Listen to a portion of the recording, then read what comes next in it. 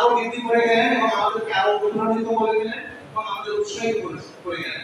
আমি জেলা প্রশাসক মহোদয়কে ধন্যবাদ জানাচ্ছি যে এবারে আমরা প্রথম উৎসবের অনেক পূর্বে চালের বরাদ্দ আমরা পেয়ে গেছি এবং আমাদের যে বিদ্যালয় কোনো খারাপ অবস্থা নেই। আমরা আবহমান কাল থেকে বাঙালি বিদ্যালয়ের সাম্প্রদায়িক সম্পৃক্তির স্থান, অর্থাৎ এখানে পাশাপাশি মন্দির মসজিদ, মন্দিরে পূজা হয় মসজিদে আজান দেয়।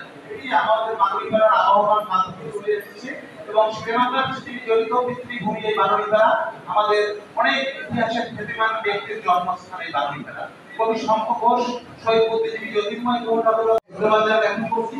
সাথে সাথে উৎসবের দিনগুলোতে আমাদের মাঝে যদি আমরা আসেন আমরা সেই আমন্ত্রণ জানাচ্ছি এবং আমাদের এখানে কোনো সমস্যা নেই স্যার। আমাদের বাঙালিরা যারা রয়েছেন আমরা 5 তারিখের পরিবর্তিত পরিস্থিতিতেও এখানে বিএনপি